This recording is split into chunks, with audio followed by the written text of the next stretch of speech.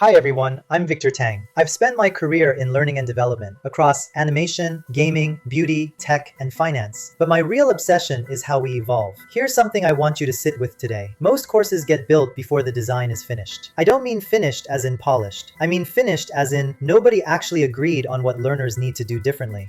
And then we wonder why the feedback comes back thin, why the client keeps asking for changes, why the course feels like it's teaching content instead of changing behavior. Today I want to walk you through a delivery model that fixes this at the root. It's called LLAMA Iterations, and once you understand how it works, you'll never want to build a course any other way. LLAMA stands for 4 phases: skeleton, alpha, beta, final. That's the sequence. But what makes it powerful isn't the phases themselves, it's the wave. While you're designing a new module in skeleton, figuring out what learners actually need to do on the job, a prior module is already in beta, being built by a developer. You're running both tracks at the same time, always moving, nothing waiting. And here's what that means for you as an instructional designer. Your role is different in every phase, not just your tasks, your entire orientation. In skeleton, you are the strategist. You're building 2 things. First, an action map. Kathy Moore's framework for tracing every piece of content back to a job behavior. If you can't connect a piece of content to something learners will actually do differently, it doesn't make it in. Full stop. Second, a 5 moments of need workflow map. That's your answer to the question, when will learners need this? Not just in training, on the job. The first time they do it, when something goes wrong, when the process changes. The skeleton is the most intellectually demanding phase. Protect that time. Don't let client urgency push you into building before the thinking is done. Alpha is where the thinking becomes a blueprint. You write a build-ready storyboard, every screen, every interaction, every line of voiceover, before a developer touches the file. This is your maximum creative ownership moment. The client reviews it here. Changes are cheap here. Once beta starts, they are not. I'll say that again because it matters. Changes in alpha cost you an afternoon. Changes in beta cost you a week and someone's goodwill. Beta and final shift the ownership. The developer builds, you step back from creator and become something more important, the voice of the learner. You're reviewing the build against the approved storyboard, catching content drift, flagging moments where the experience breaks down for someone encountering this material for the first time. This is not a passive role, but it is a different role, and knowing the difference is what separates good IDs from great ones. So here are 3 things you can do right now. 1. Before your next project kicks off, build the action map before you open a storyboard template, even a rough one. Trace every objective to a job behavior. Anything that doesn't trace gets cut. 2. Treat your storyboard as a legal document. Every interaction should be specified precisely enough that a developer who's never met you can build it correctly. Ambiguity in alpha becomes defects in beta. 3. When you're in beta review, do a cold read. Not from memory of what you designed, from the perspective of someone who has never seen this content before. That's the learner. That's who you're there for. The wave model isn't just a delivery process. It's a protection system. It protects your time. It protects the client's budget. And most importantly, it protects the learner from a course that was built before anyone figured out what they actually needed. I'm Victor Tang. This is Human at Work. Keep evolving.